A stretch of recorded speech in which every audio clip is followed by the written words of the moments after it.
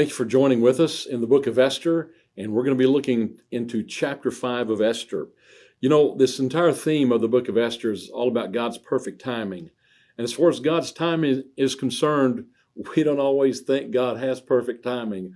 We're sometimes like, God, where were you yesterday? And He's always where He has been, and He's in control of things. And sometimes we feel so out of control because of our own personal fears and things that's happening in our lives. Well, that's where we are in this book of Esther. And this is a very critical time, the moments that we're looking at here in chapter 5, and we're going to be seeing this. Haman has he wants the Jews exterminated. He wants Mordecai exterminated. He hates Mordecai the Jew. Mordecai will not bow down to him.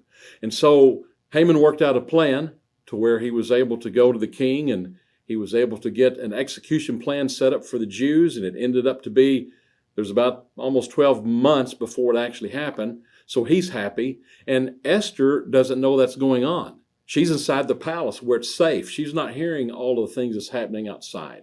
Well, Mordecai and the Jews, they're in mourning, and they're putting sackcloth on, and they're walking around and crying in the streets, and Esther doesn't know what's going on, and someone tells her, and so she makes communication through one of the people in the palace with her to Mordecai, and so Mordecai says, it's up to you. You were born for such a time as this, Esther, and so it's up to you to do something about it. You are not queen just to be queen, but you're set here on purpose to deliver your people.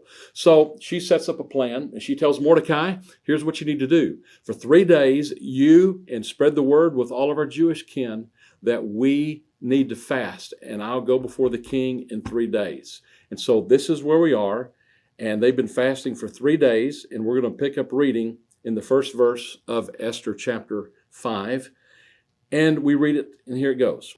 This is going to be her request to the king. On the 3rd day, Esther put on her royal robes and stood in the inner court of the palace in front of the king's hall. The king was sitting on his royal throne in the hall facing the entrance. Now, if you'll get all this in your mind, Esther had been in mourning herself and fasting for 3 days. And so she took off the mourning clothes, put on fresh clothes. She took a bath. She got ready to present herself in such a way that the king would like and be interested in her when he saw her. Well, all this is happening, and here's one thing you need to remember. She had not been invited to see the king. And back during this day and time, if someone approached the king without being invited, oftentimes this meant their death. And so she was taking a big, big risk. Even though she was queen, she had not seen him in 30 days. That we'll find out about that. But so here's what happens. She is in that inner court. The king is sitting on his throne, positioned kind of like where I would be. And on both sides, there were these tall colonnade pillars down this hall. And he was able to look out into the outer hall, which was the inner hall, into his court, and see Esther standing out there before she even approached the doorway to see the king. And so it says this. When he, talking about Xerxes the king, saw Queen Esther standing in the court, he was pleased with her and held out her the gold scepter that was in his hand. So Esther approached and touched the tip of the scepter. Now this, of course, was the king's royal scepter of which he would accept people or reject people. And I think this is really an awesome thing to think of right here. This scepter is a great symbol of how God holds out his royal scepter to whoever will come to him today. And God is full of mercy. God is full of grace, as the Bible teaches us. And so this king's golden scepter being held out to Esther is a beautiful symbol of God's grace. Verse 3, the king asked, "What is it, Queen Esther? What is your request? Even up to half the kingdom it will be given you." And so he uses this word request, and it's only been seen once in the Bible, and that's in Ezra chapter 7 up to this point. But in the book of Esther, you can count it 7 times the word is mentioned. So the king, again, has not seen her for a whole month. He is excited to see Esther. And so the king knows that she has some reason for coming. You don't just barge in uninvited, as we noted. And so he knew she had something on her mind. Now think about the statement that he made to her. He said, "What is your request? Even up to half of the kingdom I'll give to you." Well, this was more of a hyperbole than anything else, because it really generally was not taken literally. It was a statement that kings would make to show their authority and how generous they were, and they would give so much to people that they cared for and that they loved. In verse 4 we read, "If it pleases the king," replied Esther, "let the king, together with Haman or Haman, come today to a banquet I've prepared for him." Now, Esther, I think it's interesting, she's speaking in third person right here, and she will continue to do that until her actual appeal in chapter 7. And it's really wise. She starts out, "If it pleases the king." So she's letting him know that she has the king first in mind. And so her request of the king, coming to the banquet, the king knows that's not really what she's wanting. She's wanting me to come to a banquet because she has something that she really wants to ask of me. He realizes that. So Esther's buying some time, and this will give her some time to kind of butter up, so to speak, the king. Now, back during this time, the king or any man would be pleased to go to a banquet. And the main point of interest for most of them was not food, but rather it was wine, because they served the king's finest wine at banquets and events of this nature. So customarily, the king and queen usually dined separately. So this was something that was very, very special for both the king and the queen. So apparently this was a very, very special occasion. And so in my mind, here's what I'm thinking. With her request, there's actually going to be 4 present at that banquet. Esther will be there. The king will be there. Haman will be there. And then God will be present. So let's look at verse 5. "Bring Haman at once," the king said, "so that we may do what Esther asks." So the king and Haman went to the banquet Esther had prepared. Verse 6. As they were drinking wine, the king asked Esther, "Now, what is your petition? It will be given you. And what is your request? Even up to half the kingdom, it will be granted." I note here, as they were drinking wine. You know, wine, when someone drinks it to a certain extent, it can change their mind and change their thinking. And that's exactly what Esther had in mind. That's my personal opinion. Timing's perfect for everything. The king has already promised to grant her wish, up to half the kingdom. And so Esther allows this time and the banqueting, the wine, the food to kind of settle in a bit. And then Esther feels like, I think I need one more day. I think I need one more banquet. So in verse 7, Esther replied, "My petition and my request is this. If the king regards me with favor, and if it pleases the king to grant my petition and fulfill my request, let the king and Haman come tomorrow to the banquet I will prepare for them. Then I will answer the king's question." So I read this, I think, what's going on in the king's mind? Okay, another banquet, another day. You're going to ask me the question. Another banquet. That means wine. That means food. Okay, I'm in.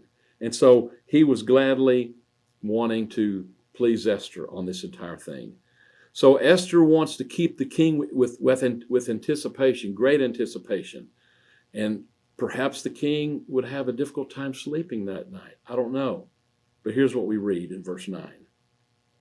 Haman went out that day happy and in high spirits. Of course he went out in high spirits. He was probably drunk or close to it. Haman left the banquet feeling at the top of the world, because not only did he attend a banquet with just Esther and King Xerxes, but he's invited to 2 days of banqueting with both the king and the queen. So he was excited. More food, more wine, more fun tomorrow. We continue to read. But when he saw Mordecai at the king's gate and observed that he neither rose nor showed fear in his presence, he was filled with rage against Mordecai. This is so strange. It's so human-like. Haman should have been at the top of his world right now, and yet he sees this man that will not bow down to him, and he is outraged. He's furious that this man will not bow down to him with his honor as being the king's number one advisor, basically second in command to the kingdom of Persia. We read in verse 10. Nevertheless, Haman restrained himself and went home. Now notice what he does. Calling together his friends and Zeresh, his wife, Haman boasted to them about his vast wealth, his many sons, and all the ways the king had honored him and how he had elevated him above the other nobles and officials. Verse 12. And that's not all, Haman added. I'm the only person Queen Esther invited to accompany the king to the banquet she gave, and she has invited me along with the king tomorrow. We read in verse 13, but all this gives me no satisfaction as long as I see that Jew, Mordecai, sitting at the king's gate. I can't help it. When I read this, I'm thinking, oh, you poor baby. You had every reason to be happy, and yet bitterness had taken its root in his heart, and he couldn't enjoy the life that he was provided. Just one single bitter herb that's buried in a plate of all of these pastries robbed him of the good things of life. Isn't that what can happen to us when we hold bitterness in our hearts? Haman's wife, she was just as wicked, if not more, and bitter as Haman. So she had this creative, wicked plan that she devised. Now, what I want you to understand when I say this is not to say that men shouldn't listen to advice from their wives, because wives can give some awesome advice. It's just that Haman had a wife that was just as wicked for some reason as he was. So don't have wicked and revengeful intentions. That's what we're saying. So let's read in verse 14. His wife Zeresh and all his friends said to him, have a pole set up, reaching a height of 50 cubits, and ask the king in the morning to have Mordecai impaled on it.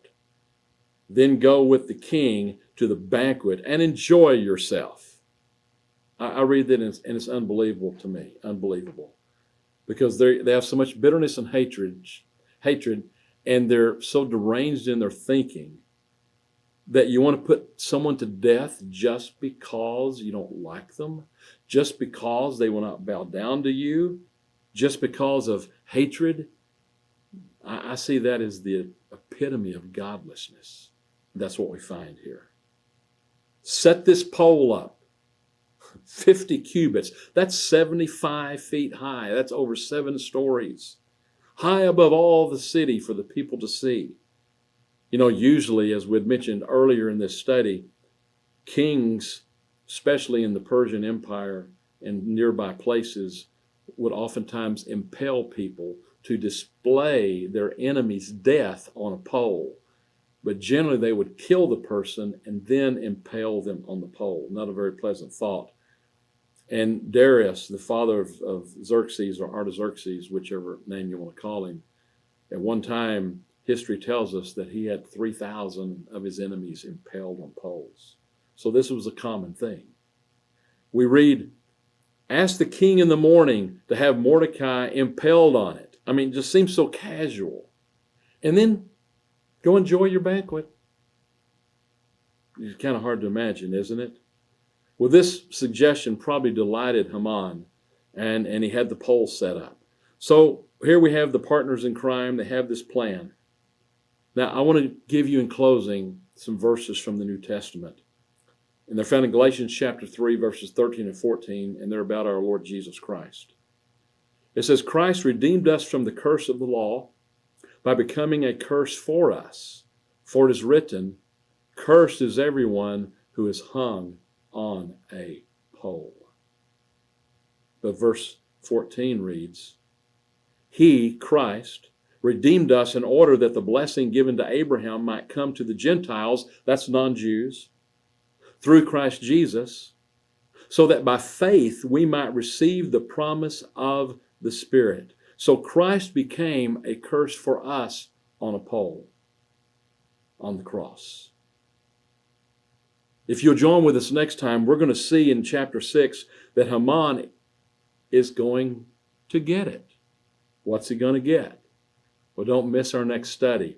But for us, God is working a great plan in your life and my life. Spend time with Him every day and trust Him because He is in control.